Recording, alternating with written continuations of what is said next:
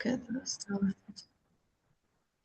Okay, so we've started the recording, everyone. So just to double check that everyone's happy for us to start, this is the Fringe Academy on Public Liability Insurance, hosted by Brighton Fringe, Tysers and Encore Insure. Holly is going to be giving you the talk today. My name's Megan. I'm the Artists and Venue Services Assistant for Brighton Fringe. Any questions? I don't mind if you want to hang around and ask them at the end. Holly, it's up to you. If you want people to interject or wait till the end, I'll let you decide for that. But we're going to go ahead and start the Fringe Academy now, if everyone's happy. Great. So take it away, Holly. Thank you. Thank you, everyone, for being here. I'm here with my colleague, Kane. Kane, you can come on screen. That's fine. And we are from Tysers Live Insurance Brokers, but also Encore Insure, which is a platform that has been made specifically for fringe artists who are touring, who have venues and fringe festivals and fringe venues as well. I'm delighted to be here at the Brighton Fringe Academy and with my colleague Kane. Do you want to introduce yourself? Hi, I am Kane. As Holly says, been working in the theatre team since last year, and yeah, really excited to be here chatting to you guys. So we've got a few things to go through today, and it is a session that is designed not to be jargon filled. It's here for you in case you have any insurance questions. We want to kind of debunk some of those questions that you might have and any confusion around risk and insurance. It is a bit of a minefield, but also it can be quite simple as well. So first of all, we're going to show you a video about, which is horrifically spoken by me. So if anyone's a really good voiceover artist, then send me a message in the chat and we can discuss doing that better. But I'm going to show you a video. I'm really going to hope that you can hear the sound and that this doesn't go wrong. So let me share this and you can tell me if you can hear it. And this is about why everybody needs public liability insurance. Bear with me, I can't get to the play button. Oh, yeah. So if you're a creator putting your work into the world, you know. Can you hear that? Kane, say yes or no, because I can't see you. Yes, sorry, I was trying to unmute. Yeah, we can hear you. Can you hear the video? Did you hear the video just now? You did. Okay, brilliant. Right, I'm going to share a cautionary tale with you. It's only a few minutes long. So if you're a creator putting your work into the world, you know it's all about passion and hard work. But what about the unexpected stuff, the risks that can pop out of absolutely nowhere? So let's dive in with this story. Now it's fictional, but I promise you it's based on situations that we see variations of all the time. It kicks off with a dream project, and what seems like a simple request ends up highlighting a huge blind spot that can have massive consequences. So let's meet Sophie. She's a solo theatre maker, and she's about to take her one-woman show to a fringe festival for the first time. This is the moment she's been working towards for a long time now. Sophie is the classic independent artist, and if you're out there doing it yourself, this is going to sound really familiar. She's not just the performer, she's the producer, the marketer, the stage manager. She's everything all rolled into one. She is pouring her heart and soul into making this show happen. She's pulling it all of it off on an incredibly tight budget. £7,500 has to cover everything. Venue, flyers, accommodation, you know how it is. Every penny counts. So a couple of weeks before her run is about to start, an email lands in Sophie's inbox. It looks just like another piece of admin, but this email contains a question that is going to lead to a really critical and honestly very common assumption. The venue is requesting a copy of her public liability insurance certificate. It's a pretty standard request that happens all the time. They need proof that she has insurance coverage for up to £5 million. For Sophie, this just feels like another piece of boring paperwork to check off her list. And her immediate thought is, well, it's pretty illogical, but it's a huge misconception. She's thinking, hang on, I'm just one person in this big venue. My show's tiny. I don't have a big complicated set. Surely the building's own insurance policy is going to cover my little show. And right there is the crucial difference. You see, the venue's policy is there to protect the venue, its building, its staff, its whole infrastructure. Your policy is there to protect you and the specific risks your show creates.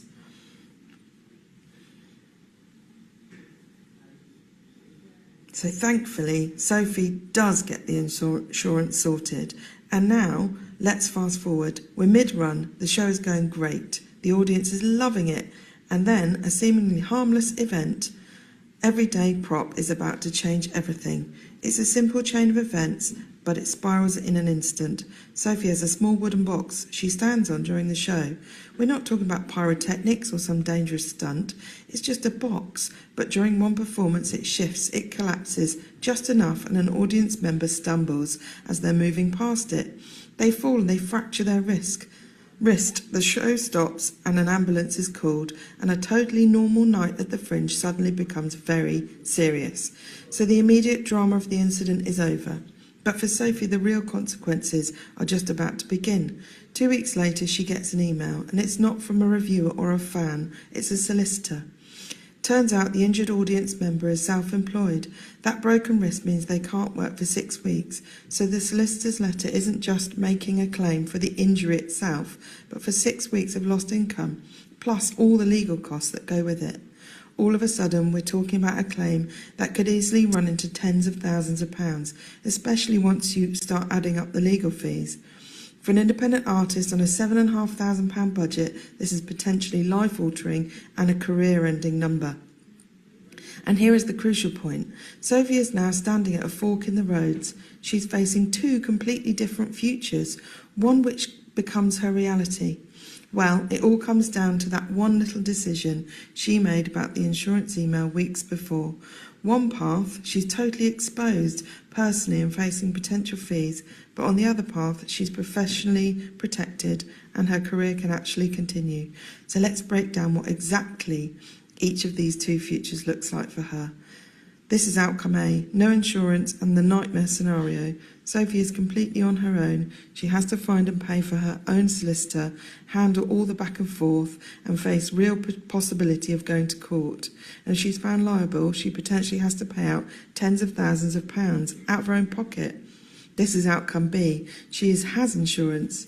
The experience is completely transformed. She just has to notify her insurer and their professional team takes over the whole thing. They appoint solicitors, they handle all the legal fees, the correspondence, they cover the defence costs, and if a payment is due, they pay it. Sophie is shielded from all of the financial and legal burden, which means she can focus on her work. This all builds to a single most important lesson for Sophie in the whole ordeal. This isn't just about avoiding a bill, it's about something much more fundamental to being a creator. And this is the key takeaway. Insurance isn't about being pessimistic or expecting a disaster. It's a professional tool. It's the safety net that ensures one unlucky moment, one accident with a simple prop doesn't end your ability to create, to perform and to build your career. It protects your future. And that's really the question this leaves us with. When you're pouring your heart and soul into your savings into the project, it is so worth taking a moment to think beyond just the creative choices. What systems, what protections do you have in place to make sure that no matter what happens, you have the ability to carry on?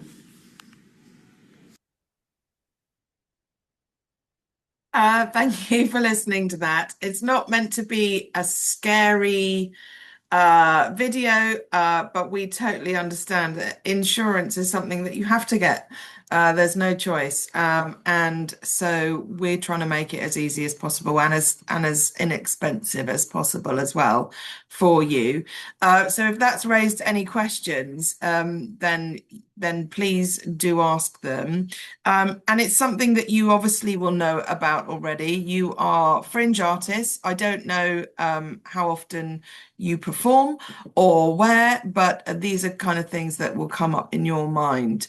Ties Live, like I say, has created Encore Insure, which is especially for you and is meant to be there to be really easy for you to use. But if there's anything that you have which is slightly outside of the norm, then you can, it will raise a kind of ticket with us, or you can email me directly and we'll get back to you and explore what variations, because we know, I mean, I'm from Fringe. I used to work at the Brighton Fringe. I have had a venue at the Edinburgh Fringe and I'm up there every year. So I completely understand how Fringe festivals and artists work. So we know together, we know that there are variations on everything. Sometimes it's not as simple as simple public liability insurance. So with Encore Insure, it's super easy. We are backed with 140 people in our team, so you'll always be looked after. I actually really like it when people have their videos on. So you can completely turn yours on. I'm happy with that because I'd like you to ask questions as well. And please do use the chat as well. So you can ask any question about insurance that you like, and nothing is a silly question, basically. You can ask anything. I'm going to hand over. Oh, it's nice to see you now. I feel like I'm not talking to lots of boxes with names in. So it's really lovely to see your faces, actually. And I'm going to hand over to Kane in a minute. And Kane is going to talk to you through the different types of insurance that there is out there and things that might be suitable to you. Just to kind of make that clear, it's not always that obvious what insurance you might need and what risk might mean you need a different type of insurance as well. So, Kane, oh, he's gone. No, has he gone? No, he's there. Now my having the time. Okay, Kane is having computer issues, and sometimes it mutes you, and sometimes it turns him off as well. So I can do some filling, Kane, while you're there. Are you there? I am here. Can you hear me? Yeah. Yes. I Okay. can't see myself. I don't know if you can see me. No, you've frozen, but I mean, Okay. you carry on talking. I could share our screen with Encore Insure if you like, as well, and then that might be an easier place to start. You will all just have to believe that I'm here. We believe you. I know you're there. Right, let me share this and then we can go through the different types of cover together. This is Encore, which has a covers type here if you need to go back to it.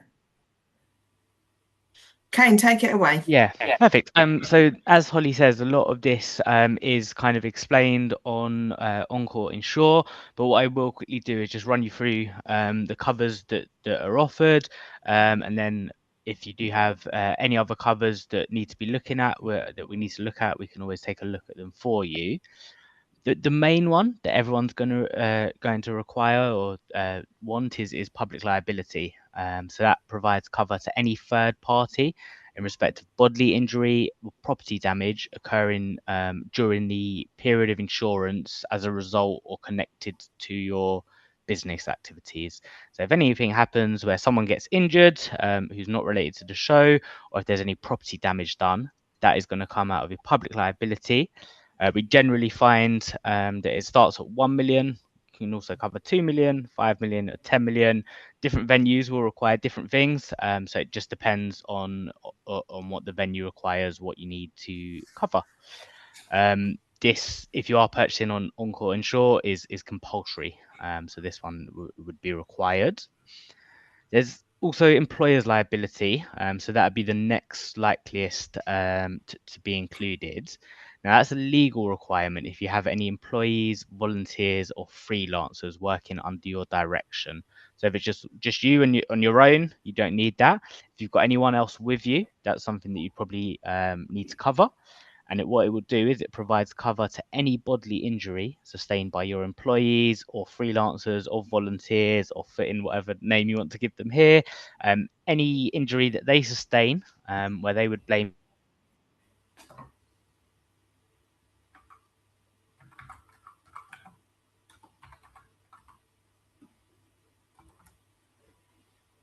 Has he gone? I think I'm back. I'm hoping I'm back.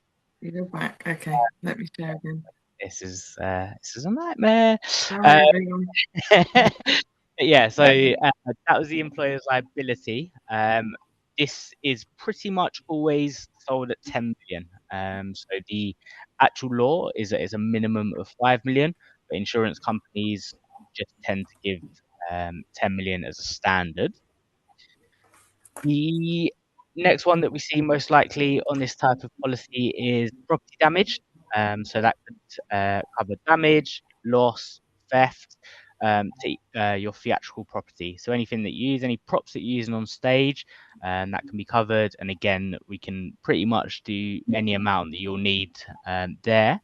We do also cover office contents. So if it's not just the set and the props that you're looking to cover, if you need to cover a laptop or anything to that extent, that can also be covered there. It will ask where you want the cover. If it's just the one premises for the one show that you're doing, you can just cover it in the premises. If you're going to do a few different venues, then we would recommend that you cover it through the whole UK. And that will mean that it's covered in transit as well. So whilst you're moving it from one theatre to the next or one location to the next, you can also get Europe and worldwide if those covers are necessary. Business interruption is another one that's offered on Encore. What I would say is that the majority of fringe shows, I wouldn't necessarily expect to need business interruption cover. This would cover you for any increased costs that you incur after property damage, after a property damage loss at your office premises. So if you have an office and it's unable to open because the road's been shut or something has happened that's damaged the office, that would be where business interruption comes in. Like I say, if you're performing a show at the Fringe, you don't have an office, this one isn't particularly relevant. Money, again, these days you don't tend to find many people who need the money cover, but that will just cover physical money, which you have either on premises, at a venue, in transit. We tend to find that people who do cover it, it tends to be quite small sums these days, so £1,000, a couple of £1,000 up to £5,000. Cancellation insurance might be one that people are interested in. This provides cover should a production be cancelled due to circumstances beyond your control. Okay, so if it's cancelled, abandoned, postponed, interrupted due to something that you're not in control of, say for example, again, there's a police incident, say around the venue, and it means that the whole road is shut. No one can access the road, and because of that, you have to postpone or cancel the show. Business interruption would cover you there. The cancellation insurance would cover you there. The final insurance that Encore Insure offers is terrorism insurance, which again may not be relevant to people who are doing shows at the Fringe because it provides cover for loss of property due to an act of terrorism. So it can come into play with the theatrical property. So if there is an act of terrorism, God forbid, that isn't usually covered under your standard insurance. So terrorism is a general exclusion. If you do want that to cover the theatrical property for that, you would need to add in the terrorism cover. Okay, so that's a standard exclusion on pretty much every insurance policy that you get. What you tend to also be able to do is buy the terrorism insurance separately, so that it is also covered in the act of an event of terrorism. If I can get my words out. Those are the covers that are offered on Encore Insure, and those are the majority of the covers that we think would be necessary for shows of your size. That potentially could be other covers available that you may want to talk to us about, and that's fine. We can take a look at it. If, for example, you did have an office that you own the buildings for and so on and so forth, and you wanted to look at covering that, again, that is something we're able to do. Just get in contact, because it wouldn't be something that would fit on Encore Insure, but we are able to cover that. So that's a quick run through of pretty much everything that we find that is generally needed and that all can be covered on Encore. Thank you, Kane. And like we say, if there is something that sits outside any of that, then it will trigger an alert for us, basically, and one of the team will get back to you and talk you through what that means. And it's very simple, and there are lots of people at hand to support and help you. We totally understand that insurance is the least exciting part of doing a Fringe festival and putting on a show, but it's one of those things that you will need, you have to have. So we'll try and make it as exciting as possible. And whether you're with Tysers or Encore or not, we are always here to support you. So you can ask us any questions. Kane and I and the rest of the team are here. Even if you've got a quick question that you want answered, we don't mind who you're with, but as you can still access support from Tysers and Encore, totally fine and free. So one of the most common things that goes back to that video that I really badly voiceovered, one of the most common things is that performers assume that the venue is going to have the insurance, and sometimes it means the venue might think, depending if it's not a theatre, it might be a cafe or something. The venue might think your insurance will cover them, and what you don't ever want is that kind of unsweet spot of nobody actually being insured, just in case something does happen. And most of the time, claims come from something really small, nothing huge or catastrophic. They will come from something little that takes everybody by surprise. So you're here, so I'm presuming that you might have some questions or some thoughts on insurance, or if there's anything that you want to talk about in regard to your show specifically, please do put something in the chat or turn on your camera and ask us directly. We are more than happy to support you. Derek, go for it. Yeah, so I've lost a picture. Is everyone else seeing a picture? Which picture would you like to see? Well, all I've got is playing picture in picture. Oh, so, no, I can see you. I think probably everyone can see us. Well, quick question. It's compulsory, third parties compulsory for the Brighton Fringe. Is that correct or not? Do you want me to answer that one? Yes, please. Yes, so in terms of public liability insurance, it's not technically a legal requirement, to be completely transparent. It's just like any insurance, like pet insurance. You don't have to have it, but you run the risk of all of the negative implications if you don't have it in the occasion that something bad happened to you. For certain different shows, like Holly explained in her very good video, there are things that are really unlikely. So someone that does have something like pyrotechnics or, anything that's got a lot going on that could potentially harm an audience member, that's going to be very different to someone who's just doing a one-person stand-up. Having said that, accidents always happen. It's better to get it, but it's not a legal requirement. Okay, well, I won't juggle the chainsaws then, but I'm basically just a one man on stage with a guitar, not even a little box to someone to trip over, and only doing one show. So does your kind of insurance rate take into individual circumstances? Because mine is very simple and a very, very low risk.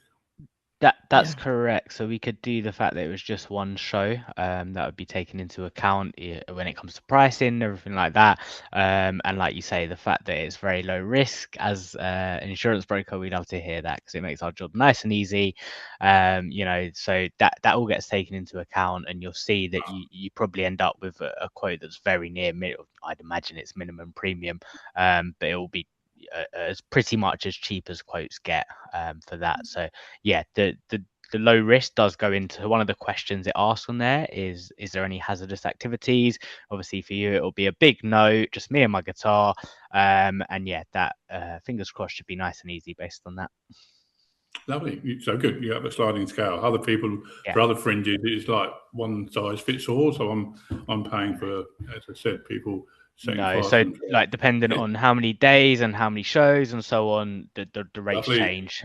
So in your scenario, I'd expect her at minimum premium. And yeah, someone who's doing 20 shows over 30 days and does have pyrotechnics and so on, they're going to be paying more for insurance than you are, because like you say, it's not a one size fits all. It depends on the circumstance. Lovely, thank you. Yeah, there is nothing one size fits all about insurance, of which I am learning a lot about, because I have been working in festivals and events for 25 years until I have started and supporting networks and things like that, which I continue to do. But I am now doing it also from an insurance perspective, which is enlightening and brilliant all at the same time. And I'm really glad that we can be in spaces like this where we have genuine experience of what you're doing, and genuine experience and a big team from the insurance and claims side as well. Anybody else got any thoughts or questions, or tell us what you're up to and how you found it in the past? You can tell us that. Tell us a story if you like. Anyone want to come on screen and discuss what they're up to for the Brighton Fringe? No, they're not. They're being very quiet audience today.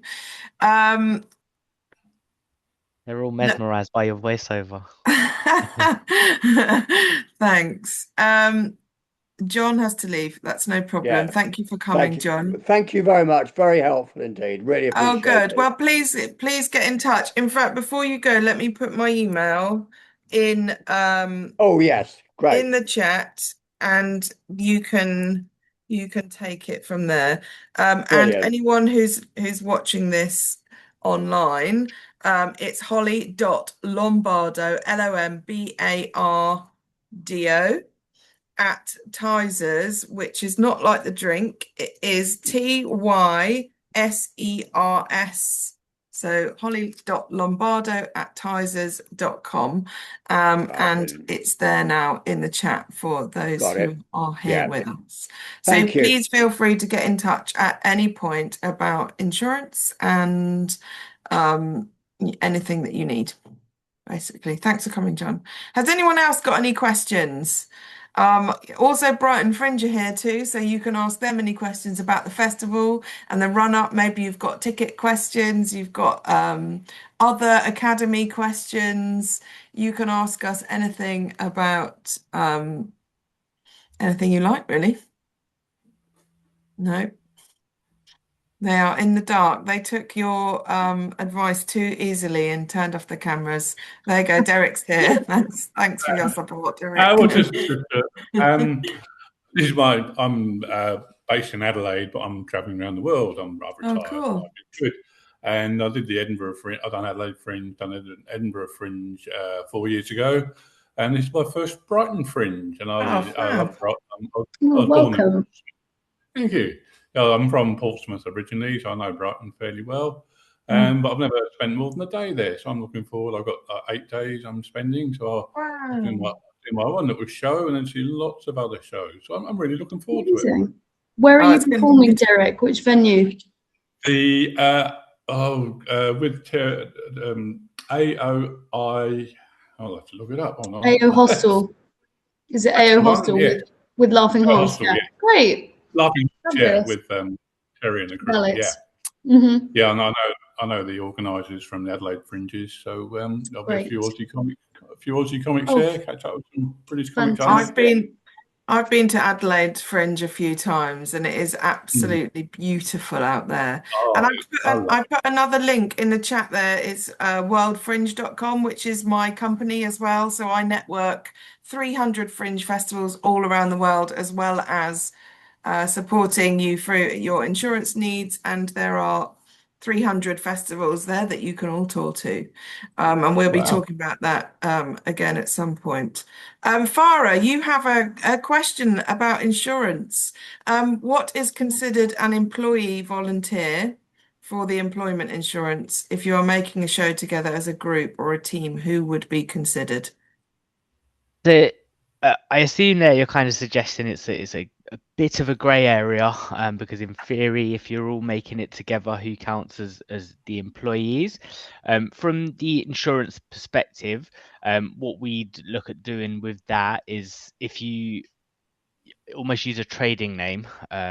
So if, for example, you set up the insurance as Farah and the name of the show is the trading name, you'd put yourself almost as the leader, or director, or however you want to, whatever term you want to use, and it would be everyone else who's under the employer's liability. Basically, the who counts as an employee or volunteer comes down to whether people are working under the direction of someone else. Okay, and one way that I've explained it before is it's basically if anyone gets injured, who are they going to blame? So if someone gets injured in the show and they go, okay, that was your fault. I was told, you told me to do this, this, and this, and I've become injured. That's from the insurance perspective, who is to blame. Okay, so the employer's liability is for anyone working under your direction, and therefore who would blame you, look to sue you, however you want to term it. That's who would come under the volunteers. Because we often find there's a bit of a mix of, especially subcontractors. You kind of get two types of subcontractors. You're working with those who are working under your direction, and those are the ones that you are covering. And those who aren't working under your direction, you aren't covering those, because if they get hurt because they're doing their own action to do with your event, they're not. So, for example, if someone at the reception or at the bar gets injured, you've not caused them to be injured. You're not responsible for them. They're not going to blame you. It's only people who would who you'd be responsible for, or who would blame you in the event of an injury, that are covered under the employer's liability. Again, what I would say is if you do have kind of questions on that, and it is a bit of a grey area. I've had lots of conversations over the years of people going, oh, I don't know, does this person fit? Then feel free to explain kind of the people that you're worried about. I'd always, again, I'm in a bit of an insurance mindset of, I always want to say err on the side of caution, because the last thing you want to happen is, you put on a fabulous show and someone does get injured and they are blaming you and you didn't think that they would blame you. I'd always kind of go with the cover as many people as possible and worst case scenario. But again, that's a very much an insurance mindset of make sure that there's no way that anything can go wrong. Hopefully that answers your question.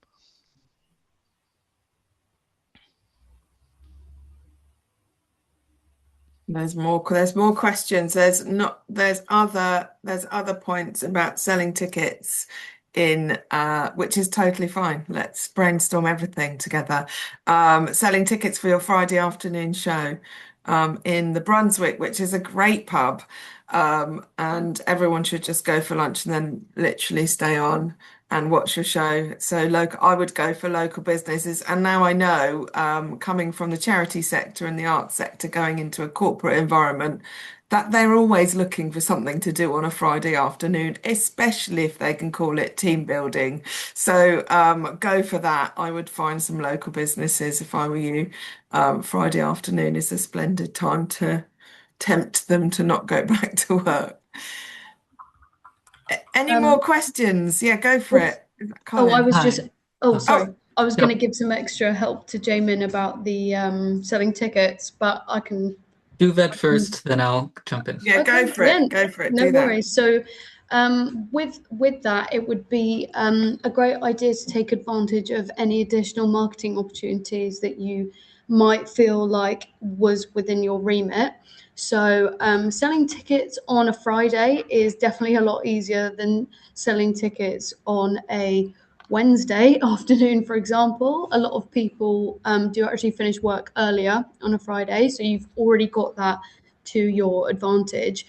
We've got a lot of really affordable digital marketing opportunities, so as well as print, so things like posters and flyers and things like that, that can really work, but it is more essential, if you live in Brighton and you're able to do that prior to your show.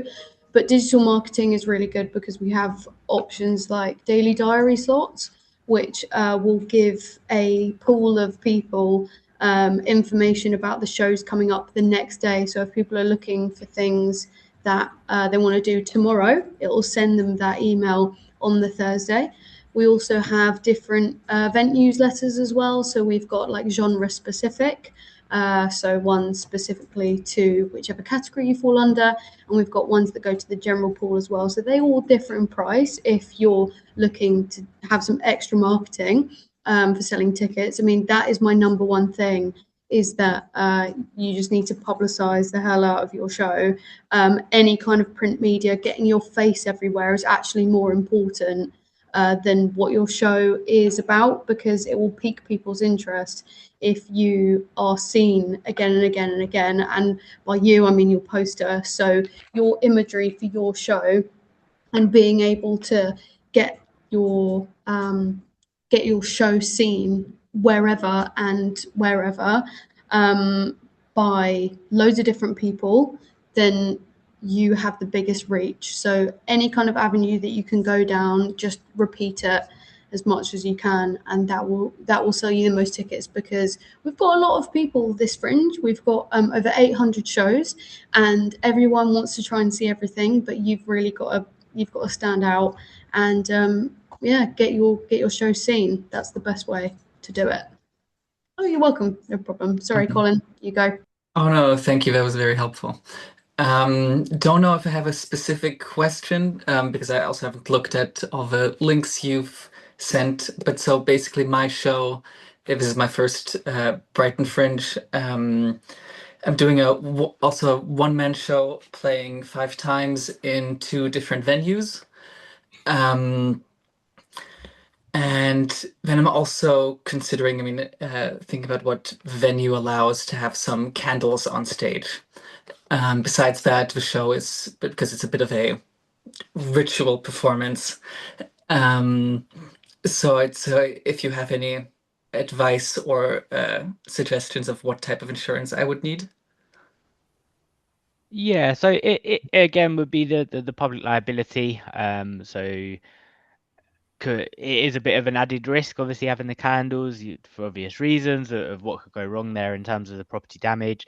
But yeah, the public liability would be what you need, because it's just yourself. You wouldn't need any employer's liability. If you do want to cover the candles, I mean, you could under the business equipment. Candles are not crazy expensive, so I don't know if that's a massive problem. But yeah, the public liability, like I say, if you do want business equipment, cancellation would be the only other thing. Again, if you're unable to perform your show for a reason out of your control, because say for example the road gets shut or the venue gets shut off because of something that is nothing to do with you, that would be the only other one. Like I say, money is always an option, but I generally think most people don't want money cover these days. So yeah, public liability is your number one priority. That's an absolute must.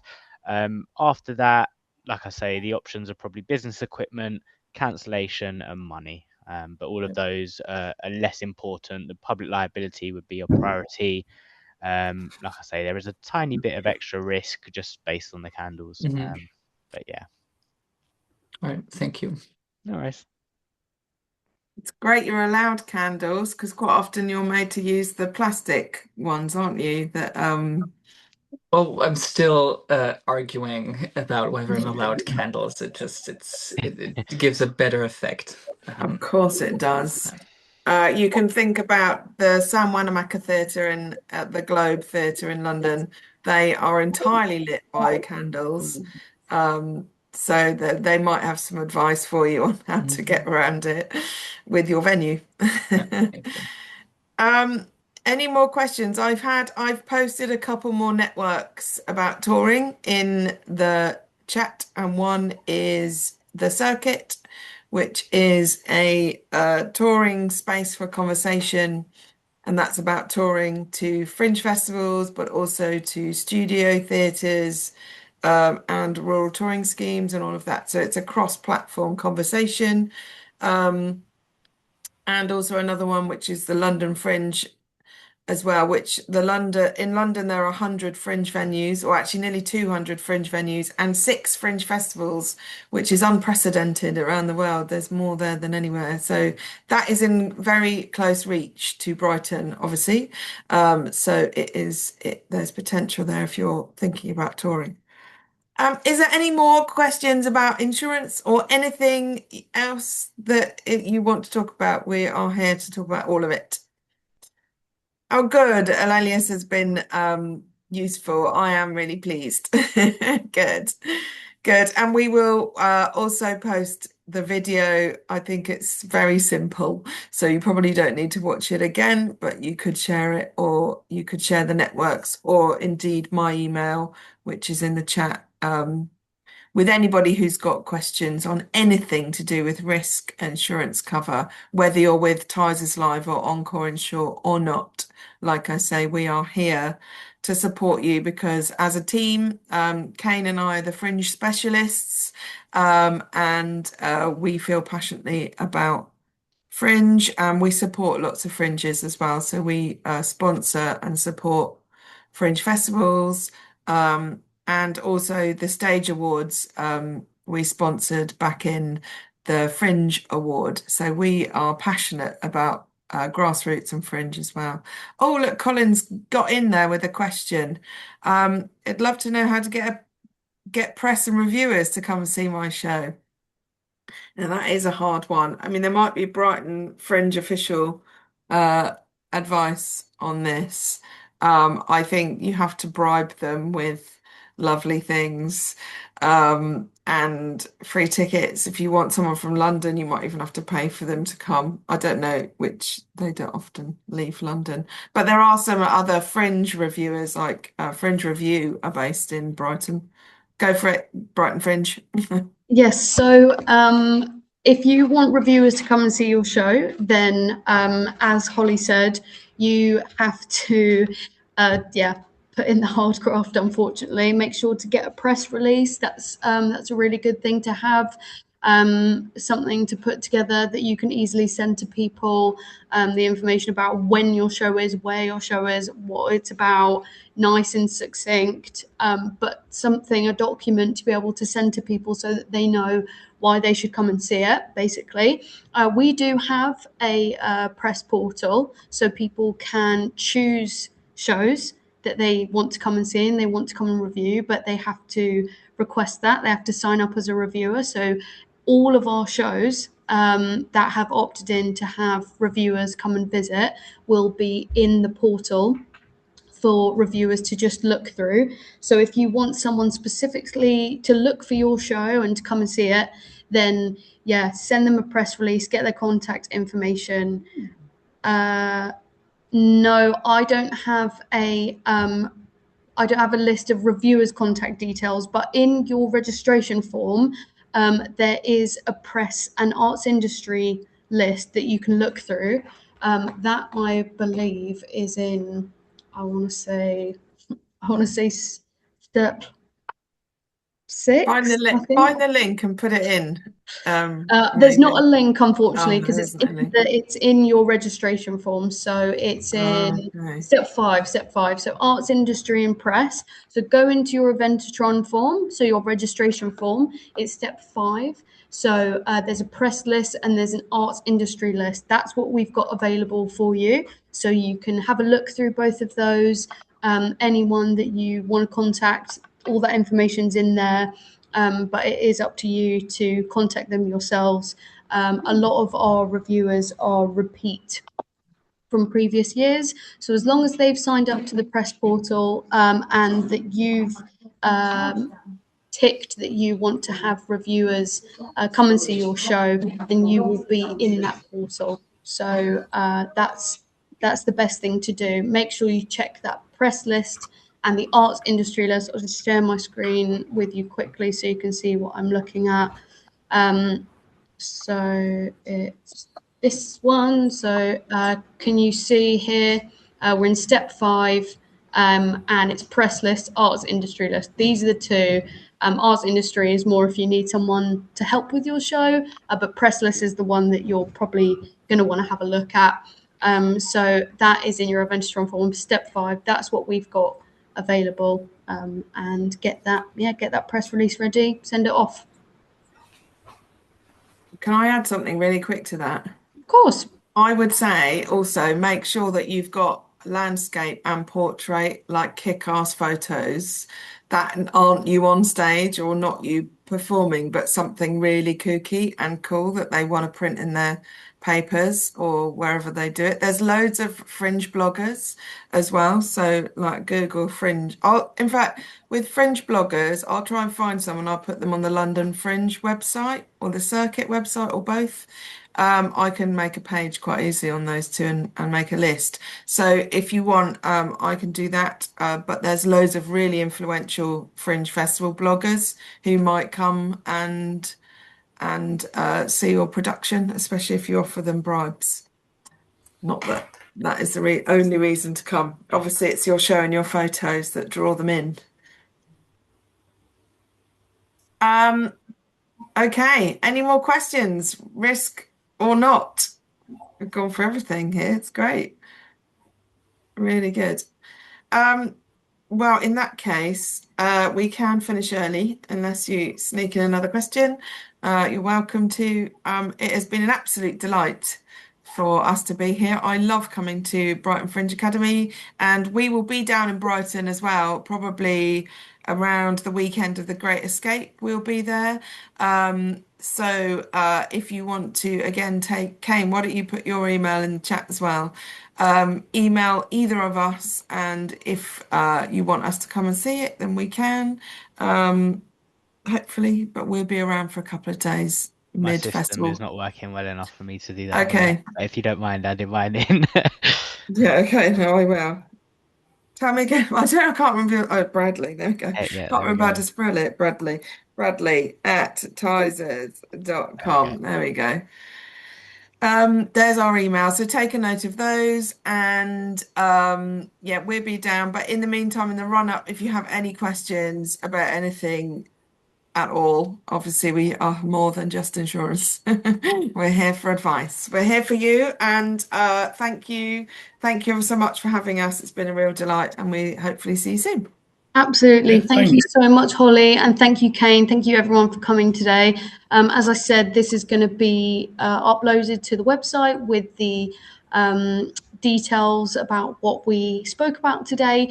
Holly, if you want to send me the link, I can link it to the page with the Fringe Academy for the video as well.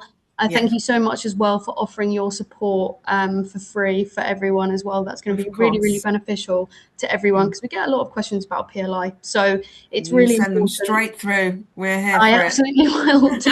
You must. Thanks so much, everyone, for coming. And any question you've got for Holly and Kane, obviously you've got their emails. And if you want to email us, I'm sure that you've got our email already, but it's takepart@brightonfringe.org. I'm just going to put that in the chat. Anything you guys need to talk about, we're here, and good luck for Fringe in 4 weeks. We'll see you then. Yeah, good luck. Take care, everyone. Thanks so much, guys. everyone. Take care. See you later. Thank you. Bye-bye. Bye. Bye, Derek.